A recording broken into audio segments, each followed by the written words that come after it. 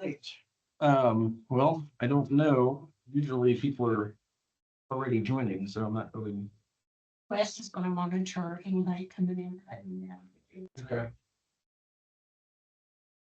All right. I was wondering why Wes was on there. Like, hey, Wes is just right over there. What is he doing? Okay. So we're gonna go, like I said, we're live right now on Teams.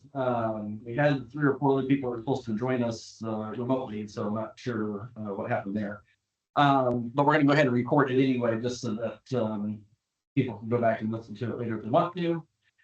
Feel free to get up and walk around. This is going to be very informal. Like I said, this is our very first one of these, and so this is just a good way for us to kind of get our feet wet and figure out what does work well and what does work well.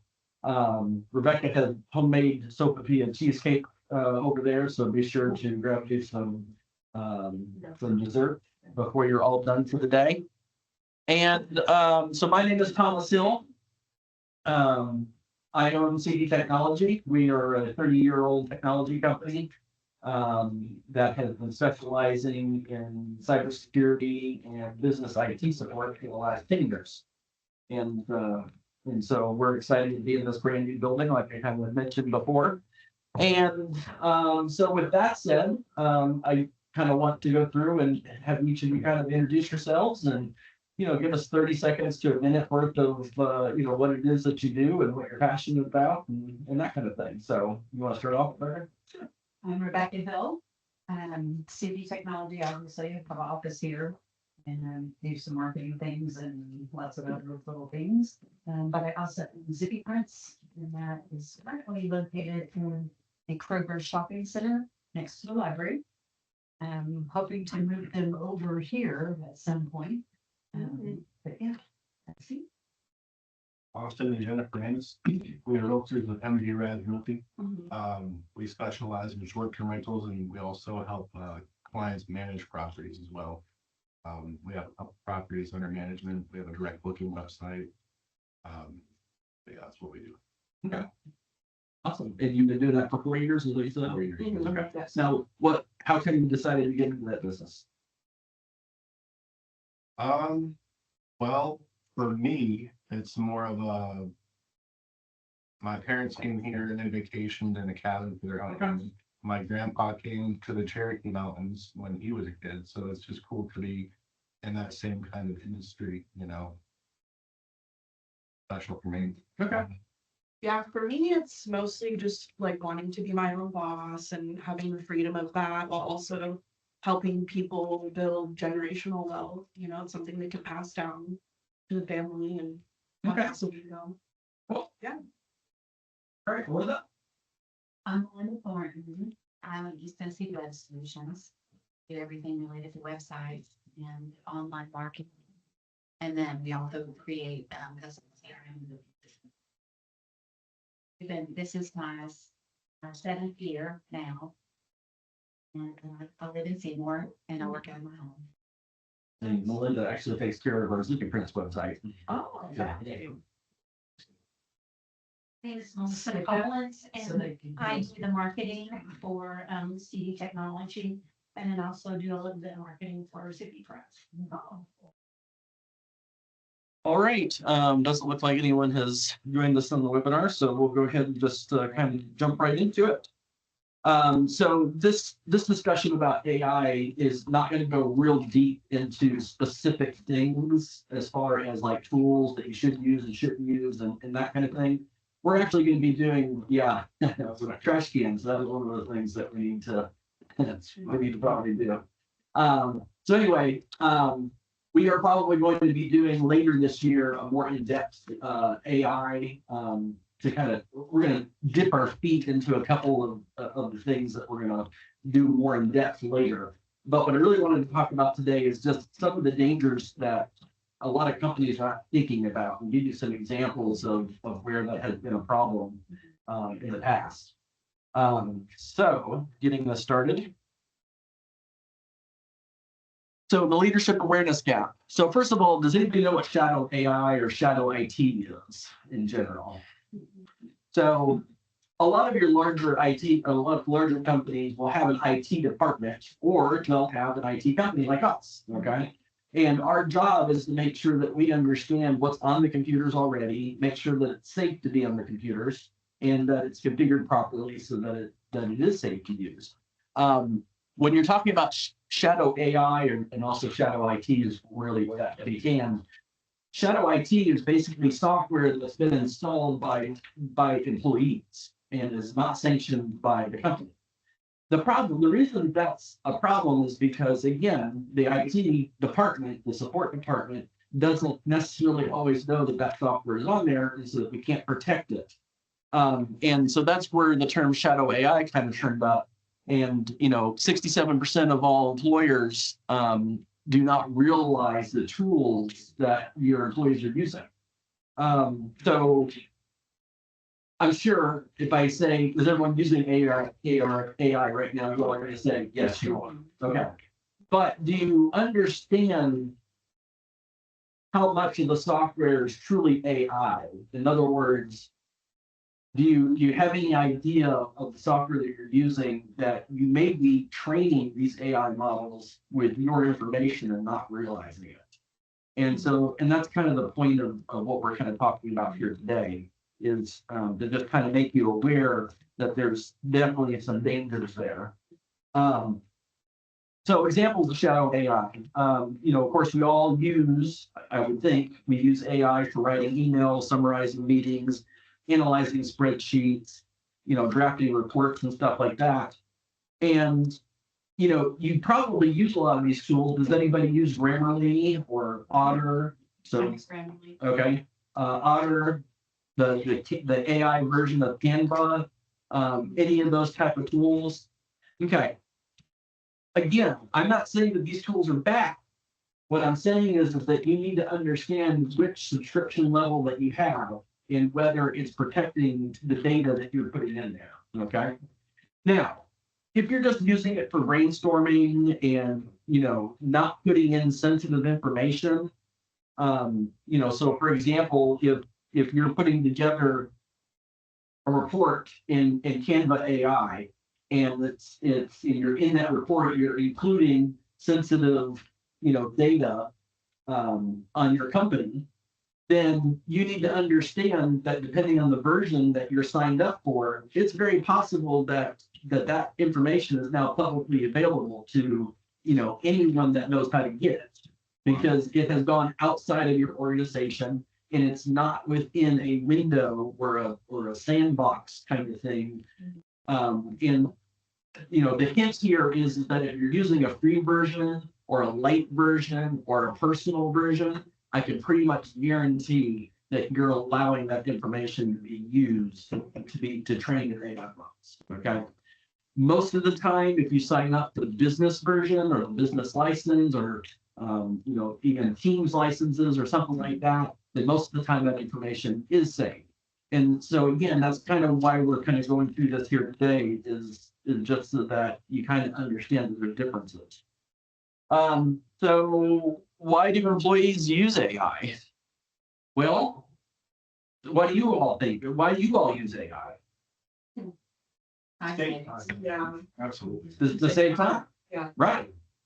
So I found it actually really interesting. So you're right.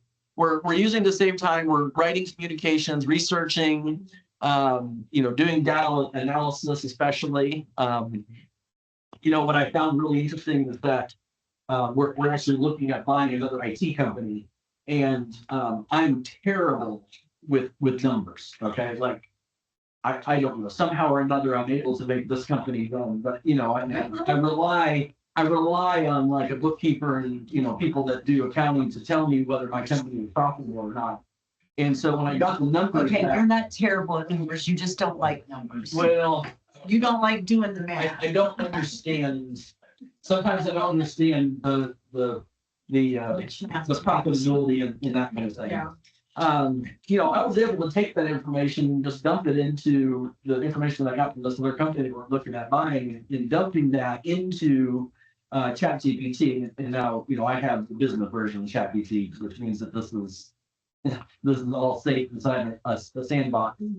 So I knew it wasn't gonna go anywhere, but it was able to tell me and, look at profit loss and that kind of thing and their customers. And, it was able to tell me, this is kind of a high risk kind of situation here. It's not a great buy, and it was able to do that in like 10 minutes. Okay. So, And he had information blacked out. well, yeah, that's a whole nother story. So what she's saying is that he had originally blocked out his customer information so that I could not read it.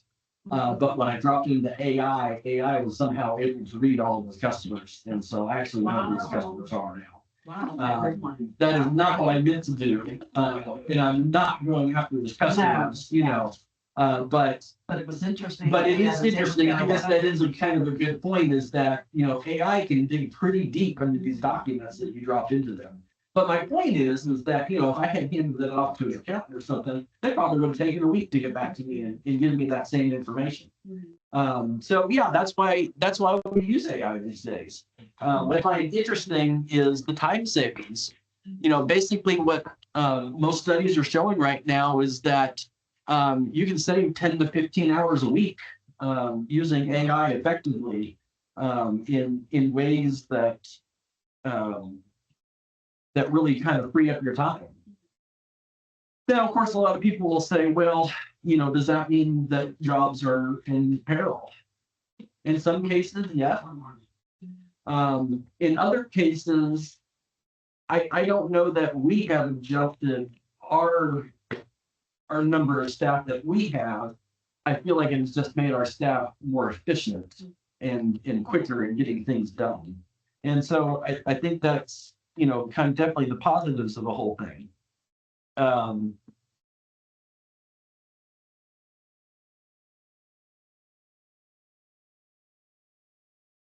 Okay, so the risk side of unmanaged AI.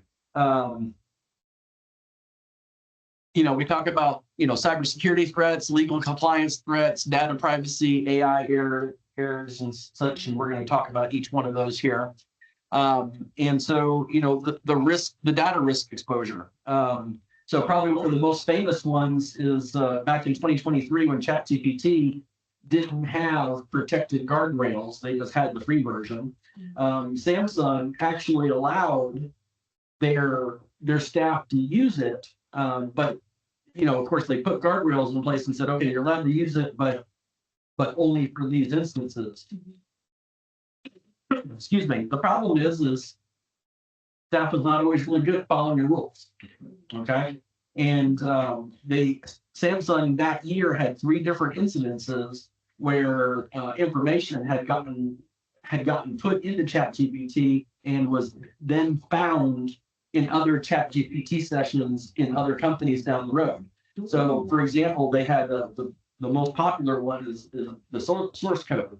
One of their employees pasted the entire source code for a particular component into it, and one of their rivals was actually able to find that and use it. Because again, in that particular free version, there were no guardrails at the time. It was all just being trained and used. And the problem is once it's out there, it's nearly impossible to delete. So that's just something that Samsung will have to continue to deal with. Legal and compliance issues. So this is probably one of my favorite ones. I'm sure we've all heard of this before, but there was a lawyer that created a brief.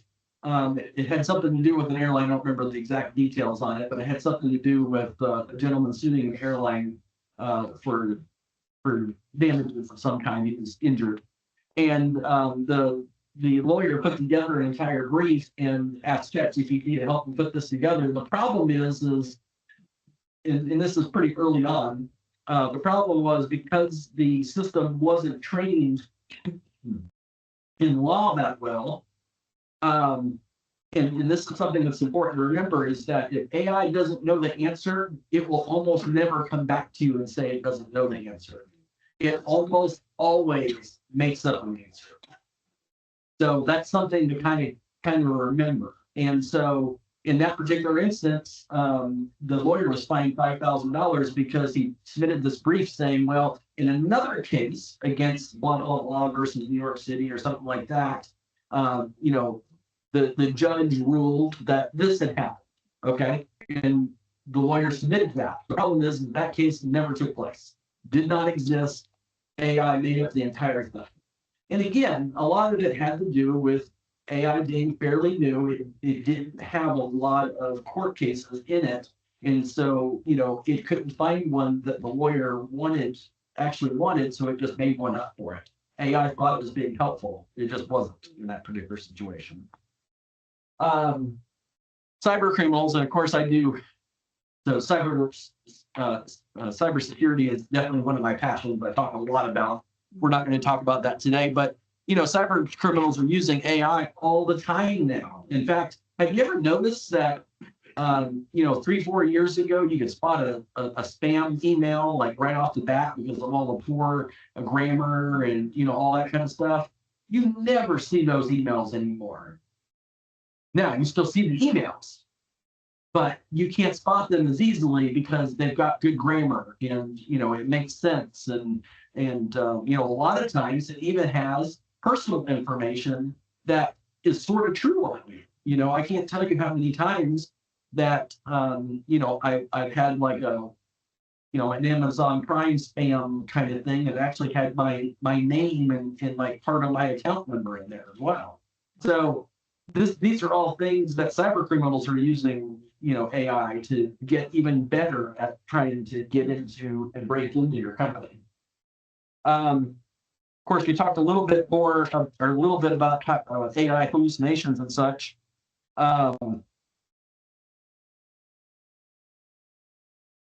And I can't read my notes. The glasses are on your head. Oh, that's why I can't read my notes. Golly, that's much better. So you know the biggest thing is that you've got to remember that that AI is a great tool to use, but you at the end of the day have to make sure that the information that it's returning is information that is correct and information that you can actually you know use to the point where it's not fake, and you have to verify all that information. I have a note on here that says talk about Air Canada, but I can't remember what that is now, so I apologize. That is bad, my bad there. Okay, so moving on. So this is I've actually found interesting. Actually, Rebecca found this for me. She subscribes to who is it, King Commando? So King Commando had a blog post here earlier this week, and it was talking about the chat GPTs, all the different GPTs and that kind of thing. And it's talking about their political bias. And I hadn't really thought about that before, but you have to kind of remember that all of these GPTs that we're using have been programmed by somebody.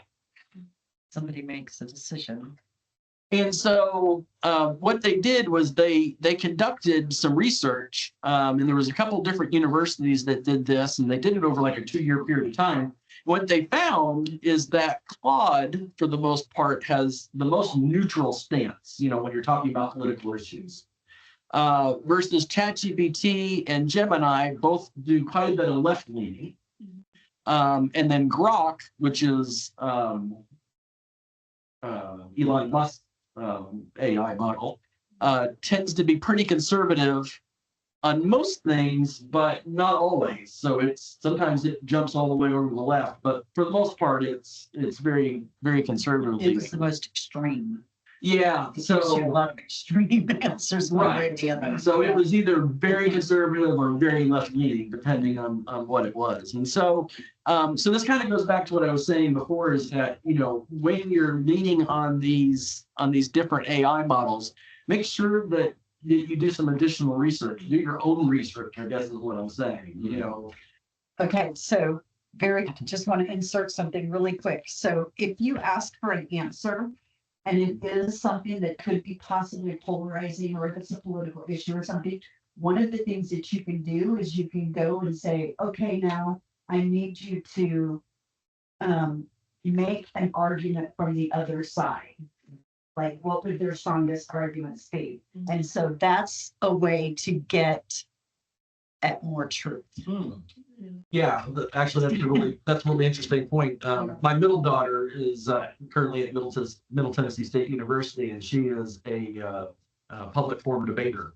And so what's really interesting about that is that she will have to come in, and when she's doing a performance or a competition, she will have to come in and debate both sides of it. And so that's really kind of interesting because I had never really considered, you consider yourself conservative or a liberal or something of that nature. Have you ever thought, well, if I had to argue the other side, what would those arguments be?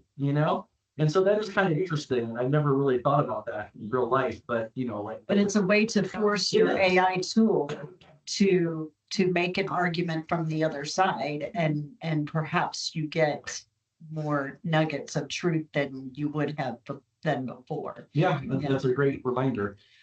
So quick thing, so Air Canada, what I was going to talk about before, hallucinations.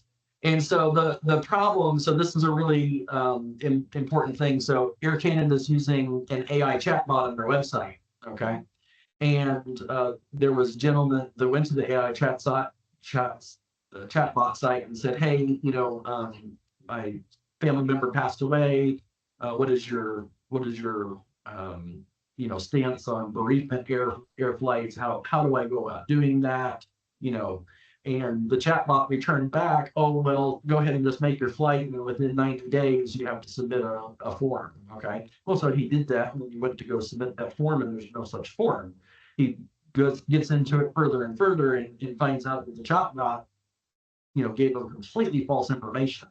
In fact, when he actually read into, actually pulled an actual PDF document of the bereavement policy for Air Canada, it clearly stated that you must, before you purchase the ticket, you must let them know ahead of time, that it's for bereavement and they'll, give a discount or whatever for that situation. Ultimately, what ended up happening is the gentleman won the court case because, and this is what we're going to kind of talk about, we are training our AIs to be people. And so the court basically said, well, I understand that was a computer, but, you're letting that computer interface with the public and it's giving this information. And so, you have to stand behind that.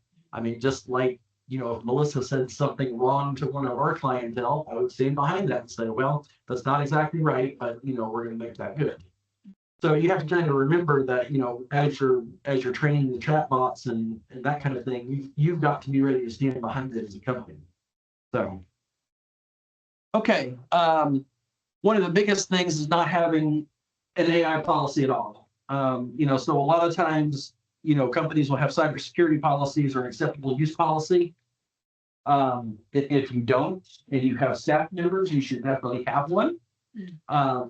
Because acceptable use policies, for example, are you going to allow your employees to check company email from personal devices, their cell phone, or their computers? You should not, by the way. That should be something that you should have locked down, or definitely have some guardrails around. And so the same is true with having an AI policy in place. Is you're going to want something that basically says, okay, what are the approved tools? What are the restricted data categories? What kind of human review requirements should be in place, and, be talking about oversight and training and that kind of thing as well. So, as you start to use more and more AI, these are all things that you're going to want to kind of keep in mind, is that if you do not have a policy in place, it is going to be important that you go ahead and have a policy.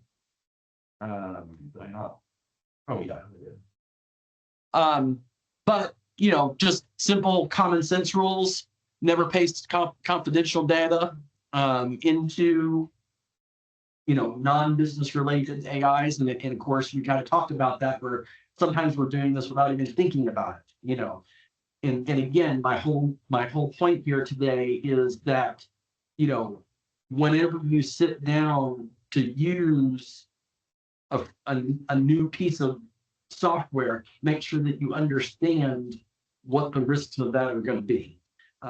If it has AI anywhere in the name of the software that you're using, there's a strong possibility that unless you have a certain level of safeguards in place or a business level in place for something like that, there's a strong possibility that that information, whatever information you're posting into there, could be publicly available. And so that's kind of the point that we're talking about here today. And so I like to kind of end with this one here just a little bit. And is it safe to paste private data? Tool by tool guide. So, again, I've got ChatGPT, Claude, Gemini, Microsoft Copilot, and Perplexity up here. And for the free personal plans, it's almost never safe. And then you've got some paid plans, which are like the Plus Pro Advanced. It's possible that it might be safe, but there are usually check marks that you have to go in and say, hey, I opt out of sharing my data in these kinds of things. The only ones that are really 100% safe is if it's some sort of a business enterprise plan of some kind. So we use ChatGPT, for the business plan. We also use Microsoft Copilot within the Microsoft 365 enterprise environment. Okay. And those are all safe to use, whatever information that we post in there, is safe. It's not going to go anywhere. We use two different platforms, and we pay for two different platforms because they do different things, to be honest with you. Copilot is really good at looking at our SharePoint data.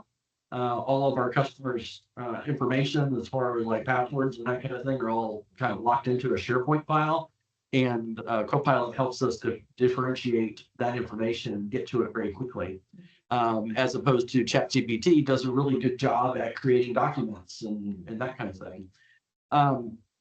So, as you choose your AI tools, I would recommend that you again look at what levels of privacy are available, and if there's anything that you need to do to make sure that information does not go outside the network. And like I said, sometimes that means you've got a checkbox to do. So, questions?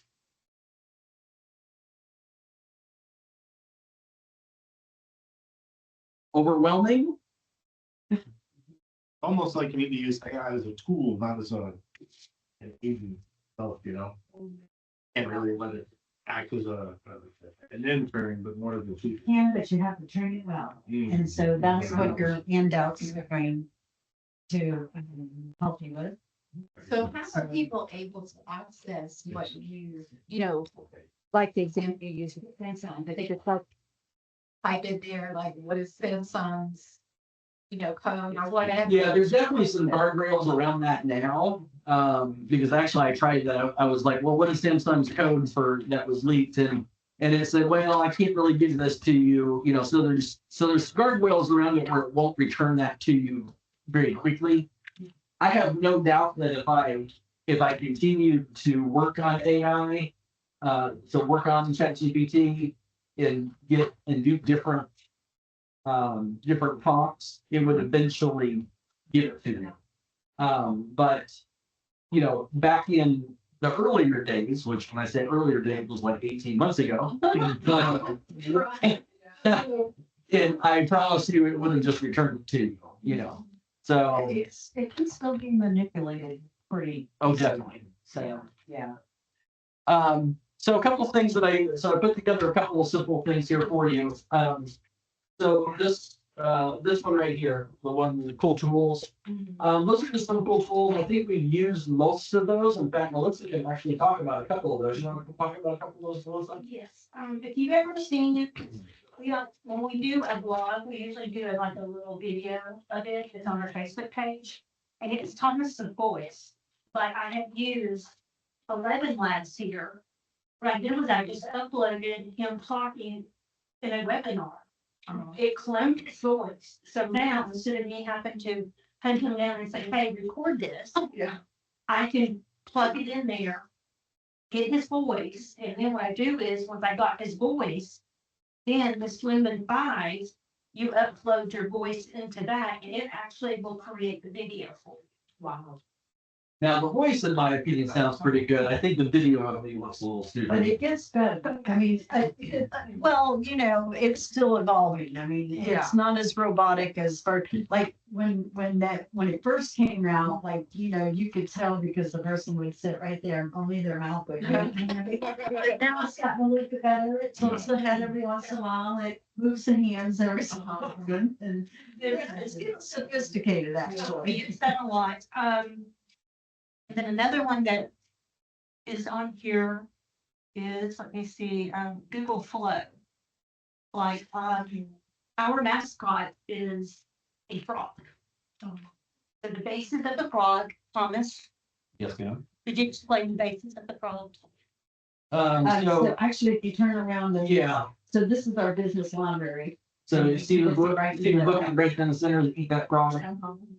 So we read that book 5, 6, 7 years ago. And the whole premise of it is that every morning you wake up as a business owner and you look around and try to decide what is the one thing that has to be done in order to move your business forward or keep it from catching itself on fire. Okay. And it's always the thing you don't want to do. And it's always the thing you don't want to do.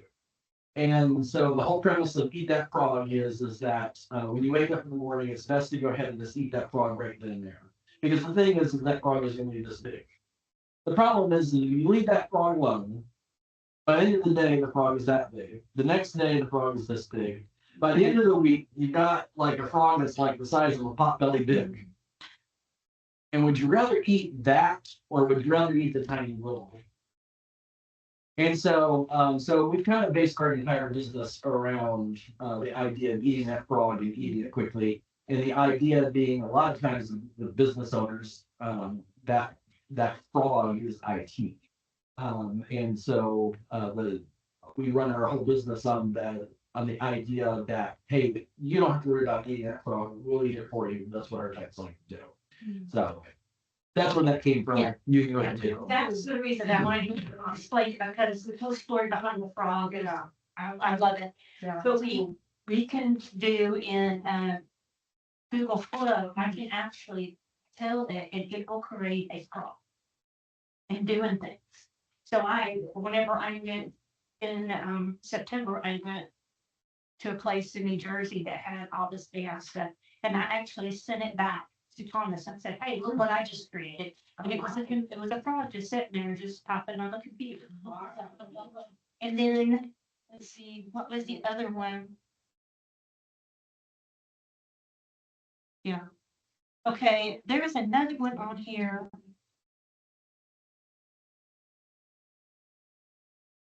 I think it was Gamma that actually they used in there that you could actually have it.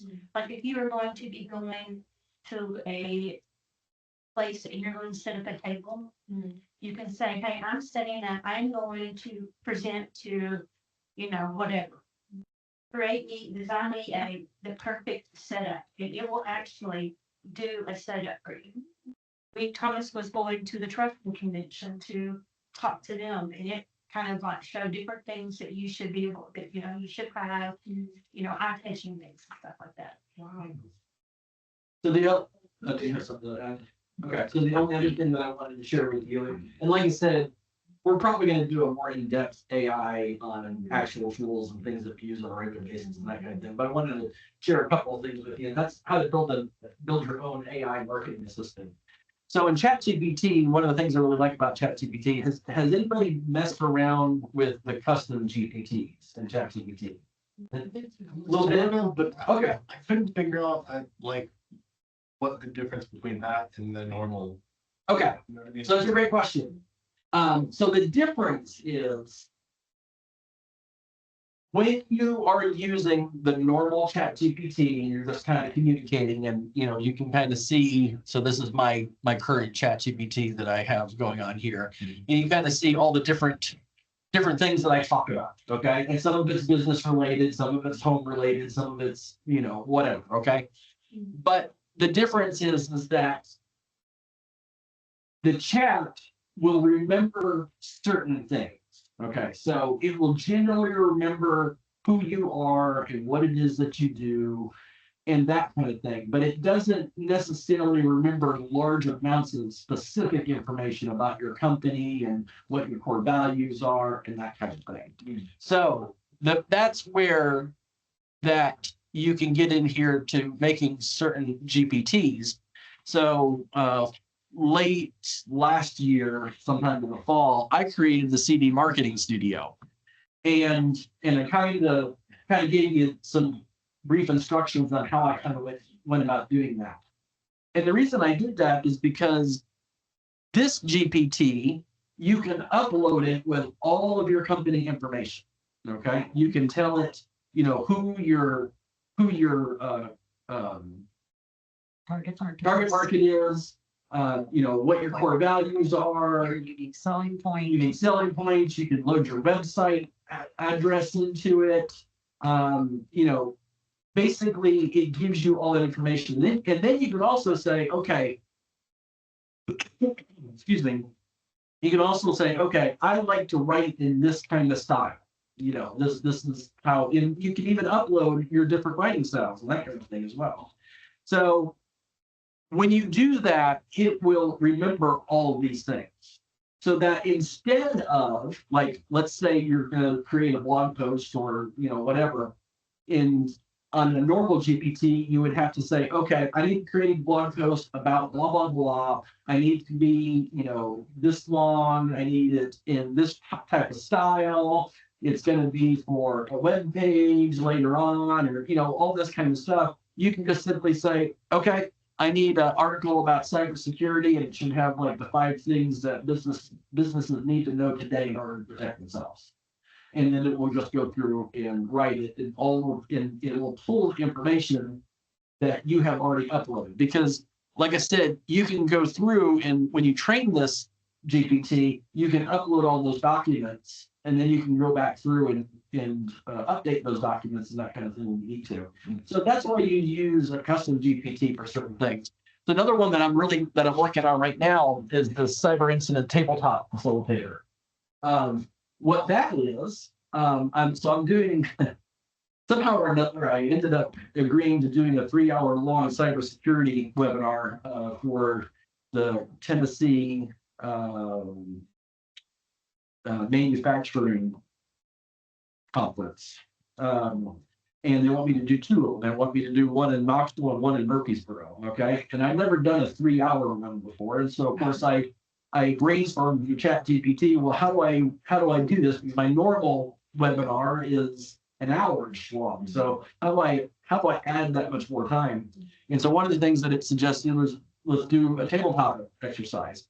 And so when I start this, it will go through and it'll say, okay, tell me what the company is, how many employees it has, what kind of software it uses, and then I can tell it to run, and it will actually do an entire tabletop activity. And it'll say, okay, you know, so-and-so manufacturing has just been hit by, you know, a cybercrime, and this is what happened, you know, and then I'll ask, okay, so how do we respond to it?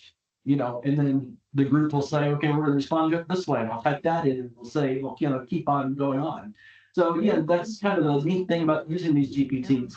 The other thing these GPTs can use, and this is not an area where I'm strong at all, but they have API connections to them as well. So you can connect these GPTs to pretty much any software that has an open API. And it will then flow information into it and then flow information back out of it. So again, those are things that I'm hoping to present more in depth later this year, but this just kind of your toes wet a little bit. I would love to learn more about that. Me too. APIs. I got into it a little bit like Airbnb and stuff. But it's Here's your next deep dive. yeah. Um, Yeah, we'll learn about it together. Yeah. So what I might do is I might bring in, there's a gentleman by the name of Marcus Omega Software Design. He's in Maryville. And he does a lot of this kind of stuff. I may bring him in as kind of a guest speaker to kind of go through this a little bit, because he has a lot more experience with this than I do. And I actually brought him in for an AI webinar like a year and a half ago, like before AI was really gotten really popular. We kind of talked about some of the things then, and I actually just recently reconnected with him. So we might do that. But yeah, there's still and like I said, there's a lot that I'd love to have AI do that I still don't even know. But that's the whole purpose of this kind of stuff is to kind of learn, because if you teach it, you got to learn it at some point. So Absolutely. Awesome. well, any other questions? All right. Just a comment. Yes, ma'am. But you're talking about the AI and like putting his voice with his body and all Yes. those things. So there's a guy in my networking group that owns I'm gonna butcher the name, it's like Aglaya Media. They do videos for social media and things like that.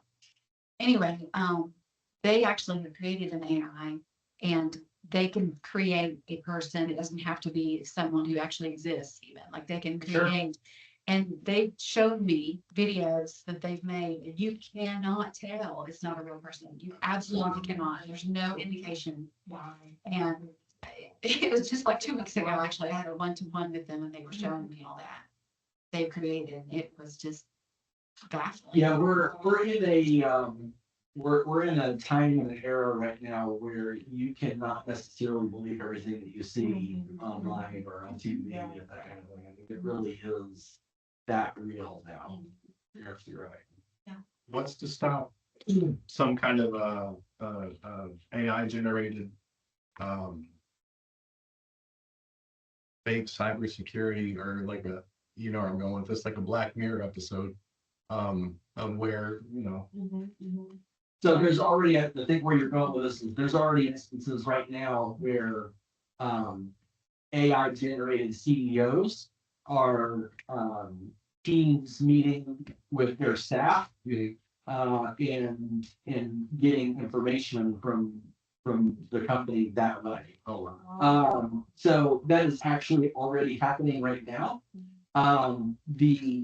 The low tech method that you would get around that is you would have some sort of safe word. And you would start your meetings with, whatever the safe word is of the day is, and that would verify who you are. That's smart. Now, that's the low tech way of doing it. I have no doubt that sooner or later it'll be something like two-factor authentication, and we'll be able to like two-factor authenticate ourselves at some point. Crazy. Good questions. Anybody else? That's all I've got for you today. I appreciate you all coming in and letting me be kind of well, you all being my guinea pigs for this first time. Like I said, I'm sure we'll do some more of them. So, Awesome. all right, let's greet. Want to take any sort of cheesesteak with you or anything like that? That's good stuff. That's Rebecca's